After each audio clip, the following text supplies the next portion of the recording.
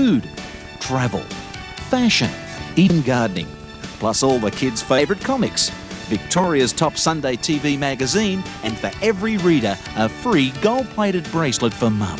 Get a bigger lift out of this week's brighter Sunday Herald Sun. In a few minutes, something those full forwards could be interested in, a controversial new type of footy boots. Then John Thor stars as Inspector Morse.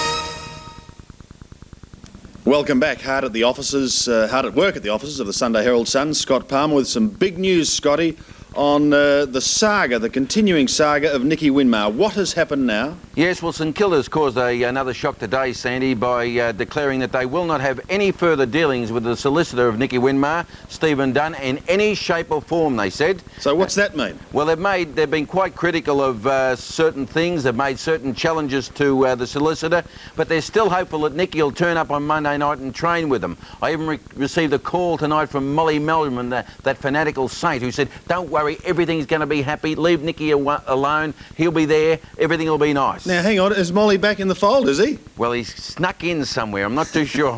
I won't give his pot away, though. Do you believe that it will be settled? Do you believe that Nicky will play for them? Yes, I do believe he'll play with them. I'm just keeping my fingers crossed because it's been unfortunate for the Saints. They're on a roll and now things have happened, but I believe he'll be back. Well, let's hope so, also for football's sake. Scotty, Ronald Dale, as we've seen in our highlights, wasn't all that inconspicuous at Princes Park today, sitting up there alone in the stand. He said, I'm not going to talk to anybody. I'm going to be inconspicuous. I'm going to put on my coaching cap. He was the only one in the stand. He had all the cameras around him. Everyone was talking to him. He was appearing in boxes, radio boxes and all. If that's inconspicuous, how is he going to be in Sydney? I've got a question for you. Yep. Does he need this job and the worry that goes with it? I'm not too sure about that, but he said if I don't go, he said, or if someone doesn't go and put it all in order, the national game could be in pieces by the year 2000. Well, it was the most disappointing performance by Sydney today, but North Melbourne, sitting up there on top of the ladder, they've got a tough road ahead though, haven't they? Yeah, 10 points short of their record. Dennis Pagan locked them away after that win today, and he said, now listen, boys, I'm worried about it. Get this win into perspective. The egos in the head, I don't want them sort of being enlarged over this. He said, we've got a tough road ahead in the next 5 games, so get back to earth very quickly. It was one of the great games, wasn't it, at the MCG between Geelong and Essendon, and really the Cats probably a little bit stiff to lose. It was one of those that you didn't want to have a loser. Kevin Sheedy, of course, he loves talking about the past. He went back to 1981. He said all the old timers he met coming from the coach's box to the room were talking about the match they beat Carlton. And 1981, that's how good it was. He said it was a great game, a personal shootout between Essendon and Gary Ablett. He was a bit unfortunate. He said that he saw Mark Harvey reported, but he said Salmon wanted to stay on and kick more goals, but he said, come off, boy, you've done enough. And he said, it put a Lesso on. He kicked 2, so it was just as well. And Malcolm Blight didn't get the points, but he certainly had a great performer in G. Ablett. Yes, he said it was probably the greatest game Gary's ever played, and would you believe he's still improving, he said. We lost it because we couldn't get the ball out of the middle. After half-time, we got it away once, and Essendon got it away 20 times. And both Malcolm Blight and Sheedy said, we can't work out because the competition's so tight now, how many games will require to get into the 6, Andy? It's going to be really tight going for those middle-of-the-order sides. Yes, it certainly is. Scotty, thank you for your time. I'm afraid we've run out, but thank you for that report tonight. Scott Palmer from the Sunday Herald Sun. A reminder, of course, it's a big day of football tomorrow on 7. 3 games, Brisbane, the Royals, the Eagles and Footscray, Carlton and Collingwood. For Melbourne viewers, our replay is at 7:30. For now, good night to you all.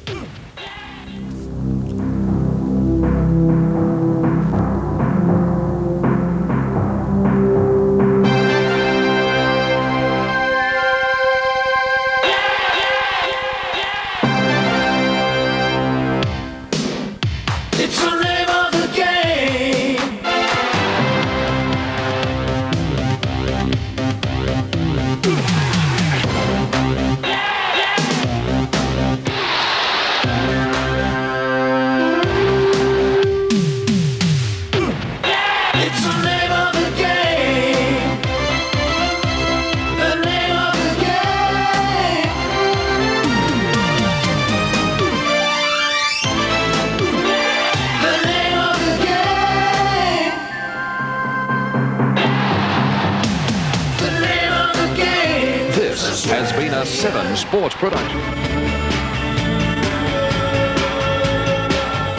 Welcome to the Football Hour. It's been one of those weekends. So much to talk about. Such excitement in AFL football. Hawthorn by 17 points, Dunstall 9, Modra 7 at Football Park.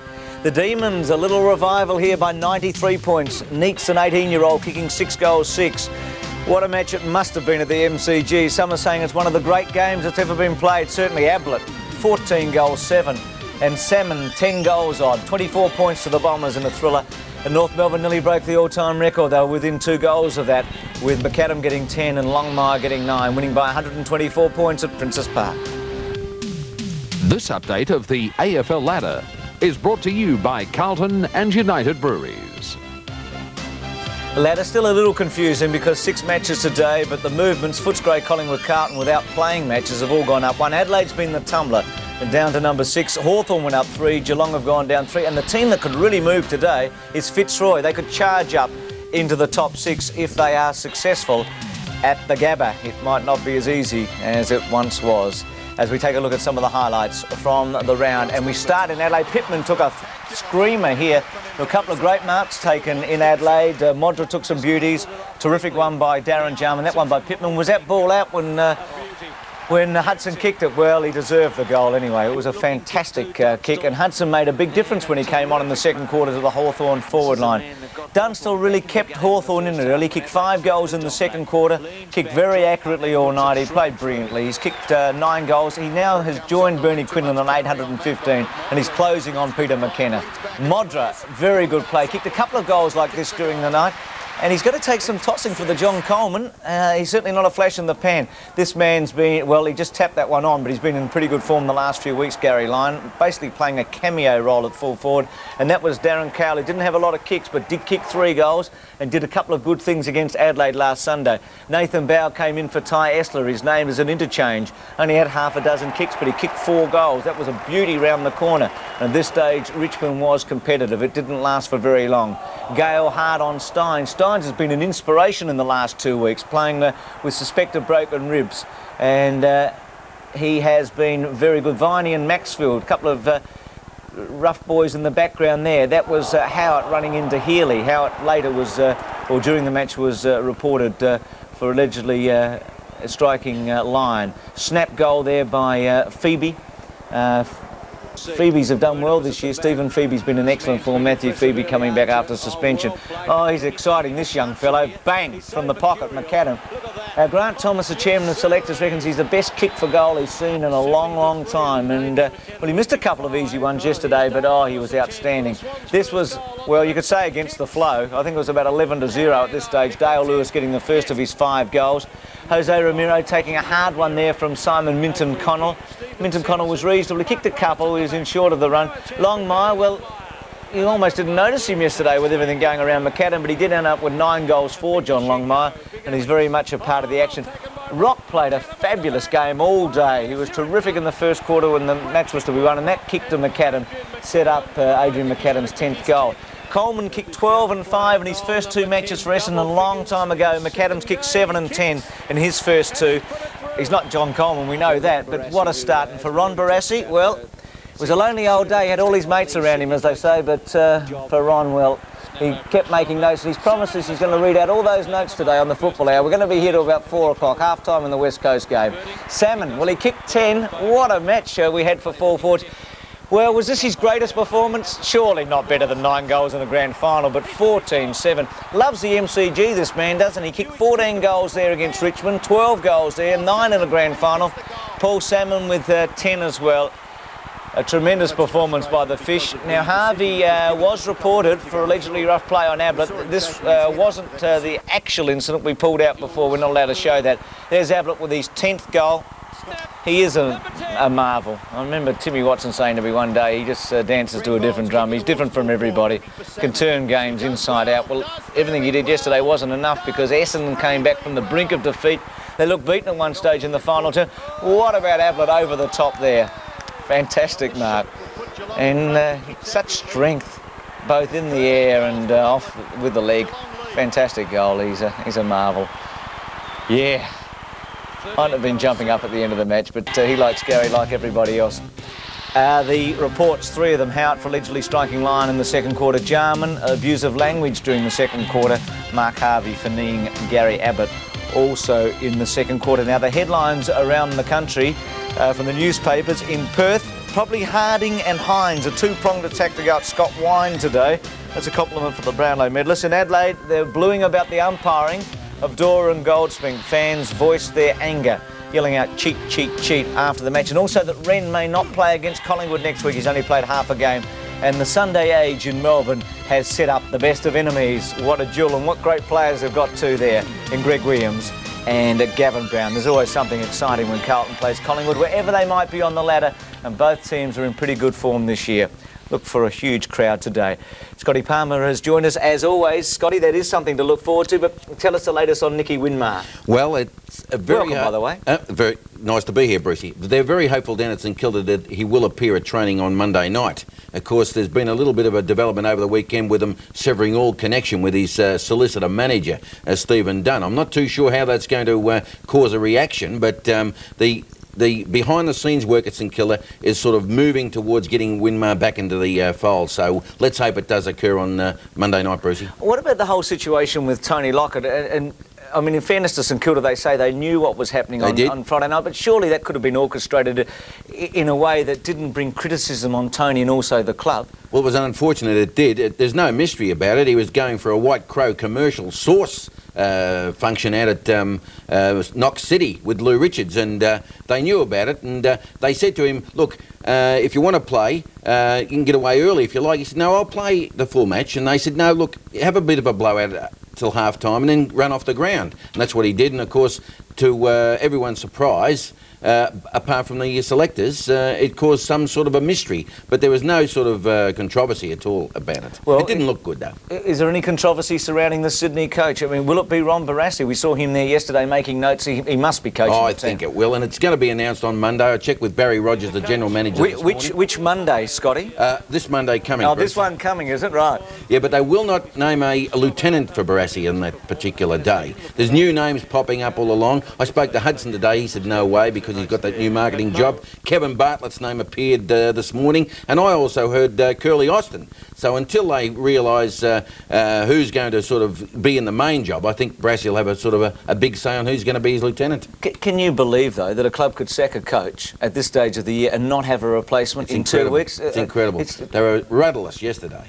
Ablett, what's the situation with him? Well, he's got a sore shoulder. He fell over on it a couple of times. They're hopefully he'll be right for this week. Stoneham and Brownless will also be having fitness tests. They'll need him because they're playing the West Coast Eagles down there at Cardinia Park. How would you like to miss Ablett down there? 3-3 Geelong, struggling a bit. Dermot Brereton? Yes, he's coming along nicely, Bruce. He's back bike riding and swimming, and they're just waiting for the medical opinion for him to hit the training track again. He'd be a wonderful player there in finals time if they make it. And what's this about the president of Collingwood going fishing? Well, he's been in this race row over the last couple of weeks. So he's been invited to the Northern Territory, to Darwin, to speak on the black and white viewpoint. And he's also going fishing with Maurice Rioli, and he's not afraid of being thrown out and eaten by the crocs. He's got to say there are a lot of crocodiles out there for Allison. One thing about Allison, Alan, he doesn't lack courage. We know that. He's a gutsy man. Yeah. Big Al. Big Al. Good on you, Scotty. Keep punching. Thanks, Bruce. Thanks for all of that. The panel coming up after this break. 1958 was an All-Australian captain, Victorian captain and Geelong captain before retiring in 1959. A 3-time Sydney Swans Best and Fairest winner in 1986, 87 and 88, Gerard Healy. Ross Glendinning, who represented Western Australia in the inaugural State of Origin match against Victoria in 1977. Ron Barassi, who represented Victoria 19 times during his distinguished career. This is the 93 football panel on Sportsworld. And welcome, and I wonder if we'll be adding some other chapter to Ron Barassi's fabulous tale very shortly on Monday. Welcome, Bob Davis, to the program.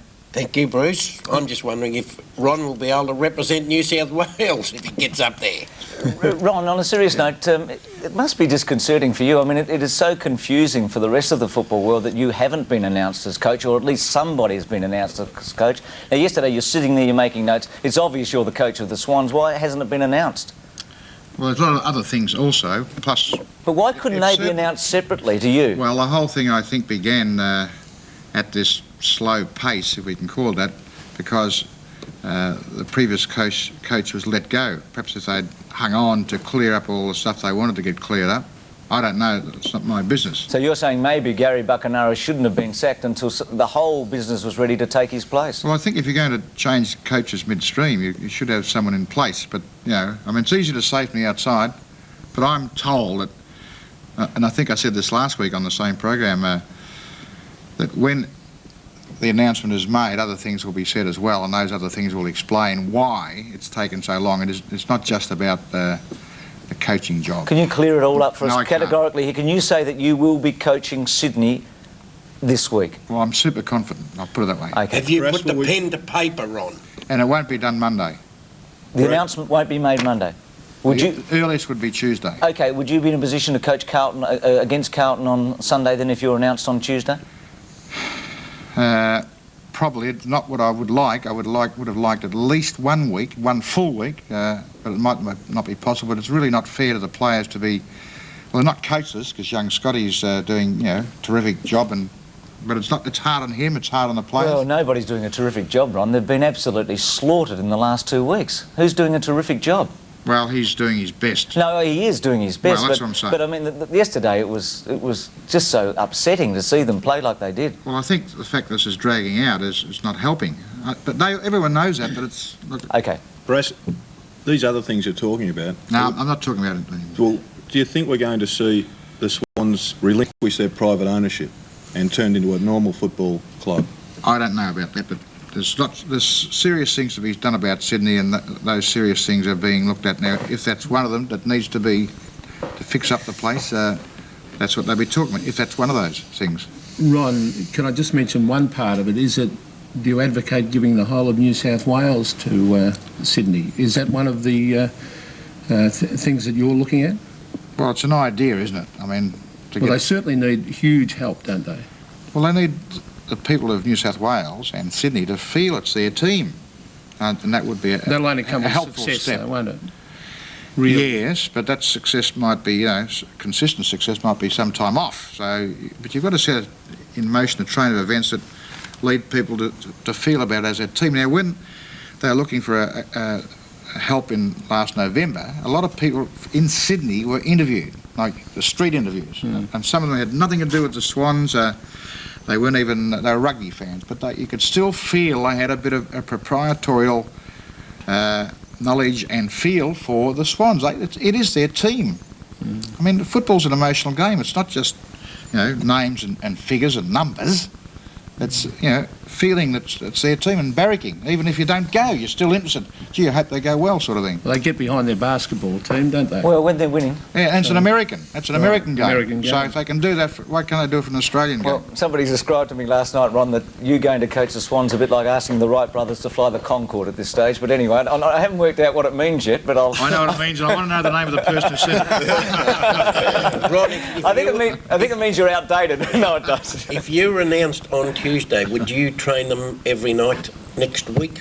Or would you just... You bring them back to Melbourne and make them run around the tan 4 times. No, you know, would you... No, you wouldn't alter the setup too the much? setup just for me to get to know them. That would be silly because you know they'd go out and be absolutely tired, I guess. Yeah. But we'll look at that. Bob, can you come up and give your dulcet tones and words of wisdom? I certainly could, Ron. I'm Especially, too happy to help Ron, you. especially for 50. He's more than 50. He's 60, aren't you? Yeah. I meant dollars, not age. Well, they're asking you to perform a miracle, Ron. There's already been one miracle performed this year. Dennis Pagan's performed it for North Melbourne. I think everyone would remember the performance against Adelaide in the Foster's Cup, would say that they were going to be cannon fodder this year, that North Melbourne was going to be either bottom or second from the bottom. Let's look at the Pagan record. It's a pretty good one so far. 23-point wins over Brisbane, just losing to the Saints, beating Geelong in the big surprise and maybe the turnaround for the club, that match at Kardinia Park, then against Melbourne, against Richmond, and the massive one yesterday. And the graph is growing and growing, isn't it? Dennis, welcome to the program. Thank you very much. You must be pinching yourself. I mean, when you took over the job, you couldn't have visualised this, could you?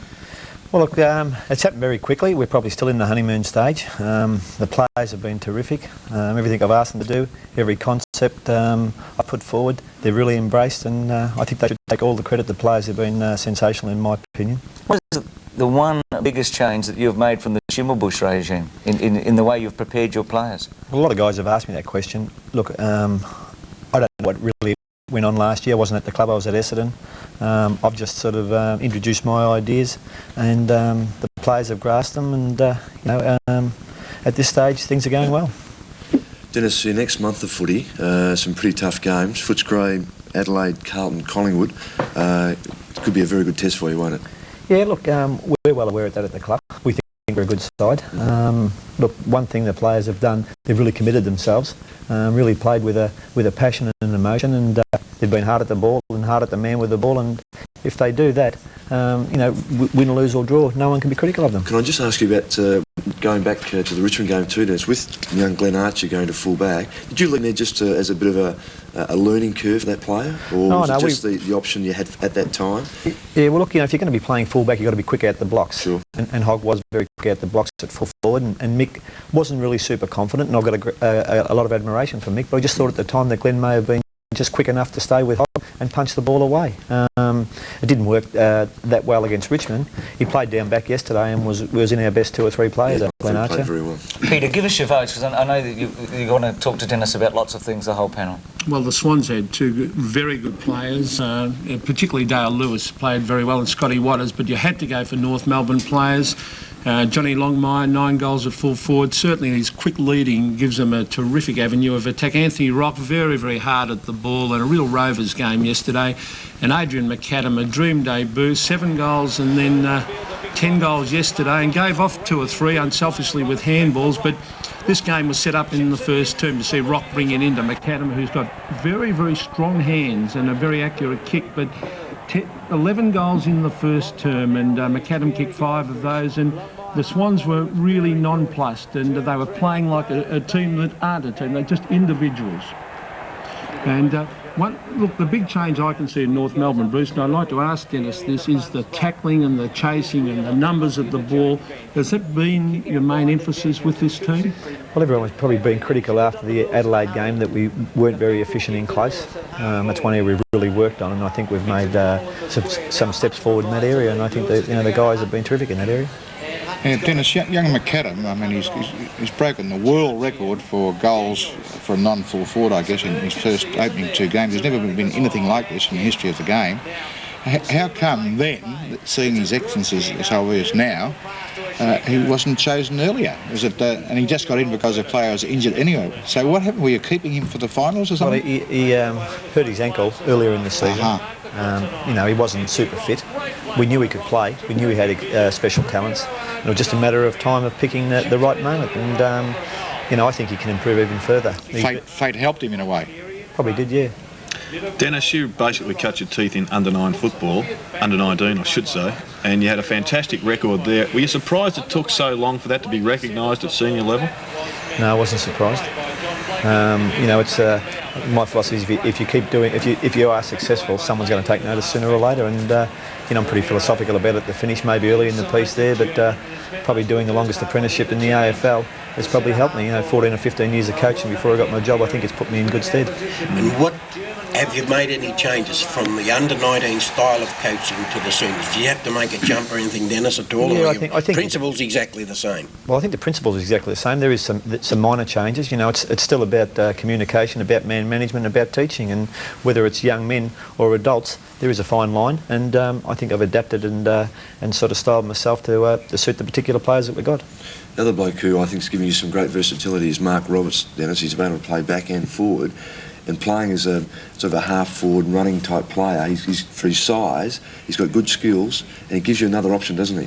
He certainly does, and you saw his versatility in the Richmond game to play centre-half back, and then he did very well on Stephen Jackson, and he went down to the forward line on a flank or a pocket and kicked 3 goals down there, and he kicked 3 again yesterday. He's been a real plus for us. I'm very pleased with Mark Roberts.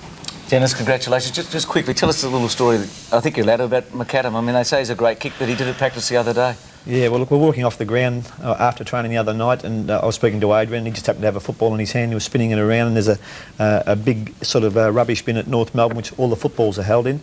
And he wasn't saying anything to me, and he just listened to what I had to say, and all of a sudden he just chipped a drop punt from, I suppose, 35 metres away, and it went straight into the bin, and I couldn't believe it, and all the other players saw it. And I suppose the next night at training, all the guys had a shot. No one got within sort of 5 to 6 metres. It was something special, it was. He has got some talent. And Dennis, congratulations, well done. You're on a fly. We'll take a break. Joe Mercedes going to be... And the youngsters again came to the fore. Salmon certainly was a star with 10, one of the veterans, but Joe Mercedes and the rest of these young baby bombers were in full flight. Joe's joined us this morning. He's just 18 years of age. He won the best and fairest at Essendon, under-19s, when he was 15. He's a great talent in cricket as well. He's given that up to play footy. Joe, we've given you a huge rap. What's it like for you when you go out there yesterday? There's 40-odd thousand people and you're standing a bloke that's won a Brownlow medal in Paul Couch, who you must have at one stage idolised, even though he's playing for a team that you're not involved in? Yeah, I did. I played on him in my second match last year when we played Geelong, and I thought, geez, what am I doing playing a bloke like this, Brownlow medalist, Paul Couch. But yesterday was a bit different. I had a few more games under my belt and I sort of knew what to expect. Do the young guys in the club stick together? You know, you've got 4 or 5 of you coming through that are 18, 19 and 20 years of age. Is there a real clan there? Is there a feeling of goodwill amongst these young players? There's a real... We also like to stick together, the whole club, not just the young blokes and the old blokes. You know, we're all together all the time, and it's just...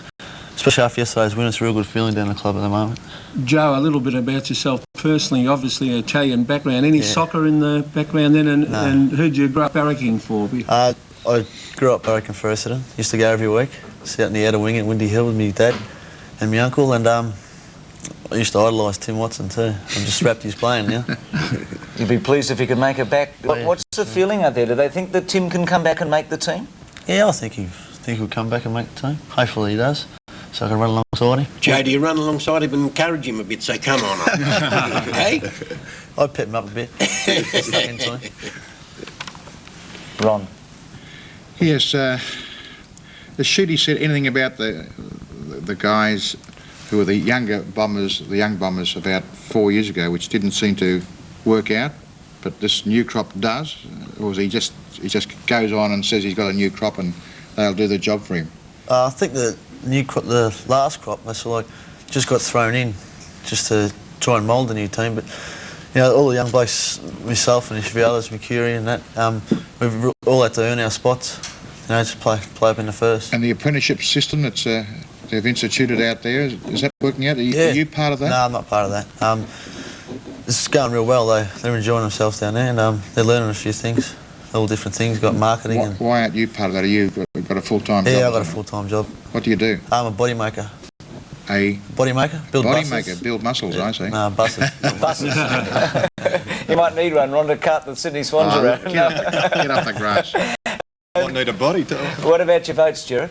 Well, it was a great advertisement, Bruce, this game yesterday for our game. And you had to take your hat off to this man. I've asked Barassi if he's the most talented player ever, and boy, he's just an absolute freak. 14 goals yesterday, Gary Ablett. And it's difficult to criticise a man after kicking 14, but his inaccuracy in the second quarter perhaps even cost Geelong the game. But it was a fantastic exhibition all around. Up the other end was Paul Salmon. He kicked 10 goals also, and a couple of those he got whilst he was injured. Had a bit of a hamstring, did extremely well leading, and had a couple of players removed from him.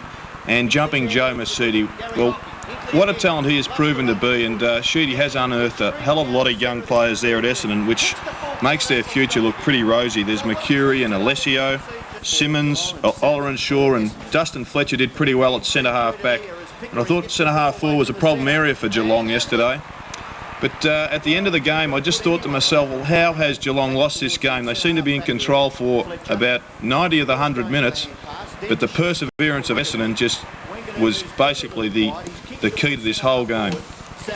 Joe, just asking you, Dennis Pagan before, he had some involvement obviously at Essendon while you were there. Coming out with North, about I think 5 weeks you might be playing them. Do you have an expectation of any special treatment from former coach? He told me before when we were in the makeup room that he's going to tag me, so I'm ready for it. I'm waiting for it. Ready for that? Yeah, sure. Gee, 10 matches into your career and you're being tagged. It's incredible, isn't it? Things are accelerating these days. Gerard, the loss of Barry Stoner must have been a huge loss. I know how much you love him as a player to Geelong. Well, I don't think any team can cover the loss of a great player like Stoner. But importantly, Essendon were able to exploit that, and they did it well with their structure. Salmon, they allowed him to have plenty of space, and he did very well leading there. And more importantly, the delivery to Salmon was very, very good.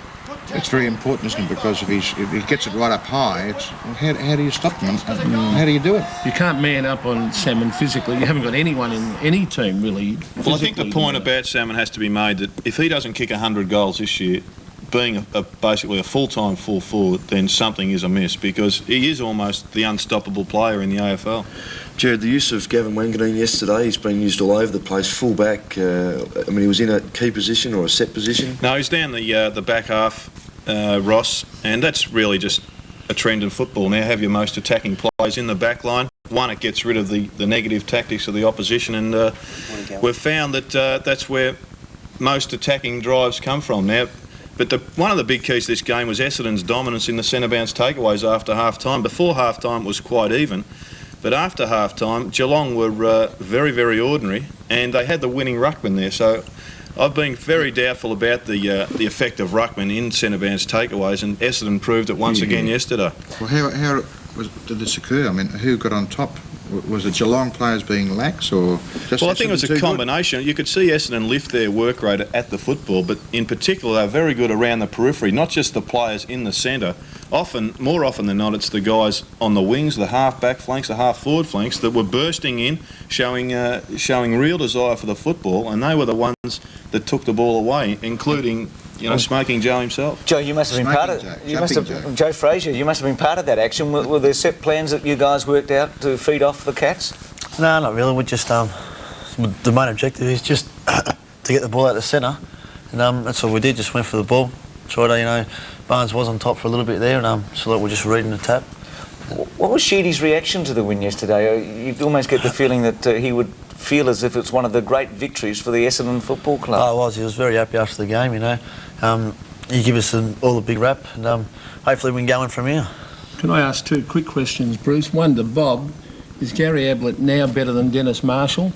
He's very, very good Will you player, finally Gary admit Ablett. it? He's a very, very good player. And what's the other one, Bob? And secondly, did Joe, how did he get those scratches on the cheek? Did he get them yesterday or last night? Last night. Did he turn that right Peter, neither of those questions were very fair. Just finally, you've got a bye this week. Are you putting your hand up to play against Port Adelaide? I know Essendon going. A lot of players are being rested. Yeah, I want to go over. I don't like resting. You know, keep the momentum going. So hopefully I'll get a trip over there. I don't think you should be resting at 18, do you? That's a good answer. Joe, well done. To say that this Essendon team is a breath of fresh air, I don't think is an exaggeration. They've been terrific. In Adelaide on Friday night, the Adelaide fans, as we've already seen on the program, not too happy with the umpiring, but Ross, maybe they should look at the turnovers that some of the players gave up at critical times, and also the way Hawthorn approached this game. They had a job to do and they did it very well. And I think the Adelaide people should be ashamed of themselves. I mean, there's no way knowing the umpires cost them the game, but Hawthorn, no question, did set themselves for this game, and Adelaide really have set themselves to win every home game. They've now faltered, and they've got a pretty tough run ahead of them. And that game, Dunstall was just absolutely outstanding. In one quarter of footy, he kicked 5 goals in the second quarter and was just making the most of every opportunity that came his way. And Adelaide found it very difficult to stop his quality. 2 votes to Darren Jarman. He was the reason why the ball was getting down to Dunstall so very often, and he just was the difference midfield, that the drive that came from that player is what Adelaide did not have. And 1 vote to Greg Anderson, who I thought it's probably the best game I've seen him play. His kicking, I think, normally is a little bit, not haphazard, but just up and under. But on Friday night he was far more direct, and particularly his last quarter when they really needed a lift, he was the player that was trying his hardest, and I just admired his game. But Adelaide, Graham Corns knows that they stop those midfield players, they do get shut down very easily, and that's what's happened the last 2 weeks, and that's why they folded. Yeah, Ross, you know I'm a great rep for Hawthorn. Yep. Would you say that's the most aggressive you've seen Hawthorn for a long time, because there was a lot of hip and shoulder bumps? Yes, but before the sign even blew, Pete, there's a lot of jostling going on a number of positions. You can just tell that they'd really stilled themselves for this game. They just picked a few players of Adelaide just to loosen up, and I mean, even they'd have a lot of respect for Chris McDermott, but he got the hip and shoulder from Gary Ayres in the second quarter, and McDermott probably shouldn't have played. Not so much in hindsight, the last 2 weeks he's been carrying a rib injury, which he's had since the Eagles game a few weeks ago, and he's just not the player that he was. Now, Tony Modra, is he going to be a 100-game full forward? Is he going to find his lack of height? He's got everything else, of course, but a problem later on. It's funny, Brad, he's so very much like Dunstall. The way he played Friday night, his leading, his body strength, pace and his sure ball handling. I mean, he's got beautiful hands. So the ball comes in so very quickly sometimes, and he's got hands that are soft enough to allow the ball to come in, but then they're very strong once they're there. And he very rarely drops marks, and he is a very good kick, even from 50 metres. I think he does have the potential, and I think certainly they've realised that he's the better option at full forward than Scott Hodges, and they're finding a problem now with Hodges without having a dip at him. We said quite a bit about him on Friday night, but they are at now at a loose end of where to play Scott Hodges. Well, that was my question, Ross. Is it just coincidental that the last two games in which Hodges has been played have been the two that the Crows have lost? Well, the thing being, Gerard, is that if you play him, they're trying to play him off a half-forward flank. He kicked 9 goals for Port Adelaide 2 weeks ago. The first half he played on a half-forward flank and kicked 1. He went to the full-forward position for the second half and kicked 8. Now, I just find, and looking at him as a player, he is not a good reader of the play across the half-forward area. Wouldn't they be better with a lip tack there? Well, I thought they might have been better with a Jamison, for instance. So I thought their option there wasn't the right one. Bobby, your votes from Friday night. You were at the MCG with a big crowd, and Melbourne absolutely thrashed Richmond. They've suddenly had a tremendous turnaround, haven't they, in 2 weeks, and they look quite a good team. And the votes, well, Lovett continues to play extremely well for them. I think he had something like 30 possessions. I mean, he played very well. Schwartz is another one of the new exciting breed of players. Perhaps he wasn't all that consistent for the whole game, but he's certainly a catalyst in their side. And Jimmy Steins, perhaps someone wants to wrap him in the ribs every now and again, because he'd been having a very bad go up until then, and all of a sudden he came back to his best form. Bob, Melbourne have got some terrific midfielders. I saw them the week before against Adelaide. Andrew Obst and Todd Viney, very good stoppers, but they get the ball themselves. Oh, their lineup, obviously from the week before when they cut Adelaide out, then they cut Richmond out, with their good players like Lambert and Knights. They chopped those out the game, and Richmond did look a little bit thin the other night. Bobby, very important for Melbourne that Schwartz plays well across the half-forward line, takes the pressure off Lyon, which does allow them to leave Lyon at full forward. And Lyon, of course, is a very talented player, and Lyon's now almost the father figure there and helps the other ones, because Nietzsche is also a very good player, or looks as though he will be a very good player. Bob, now Melbourne doing particularly well 2 weeks in a row. Their forward line functioning. Alan Jakovic kicked 8 in the reserves and 5 from a flank the week before. Would you bring him into the side?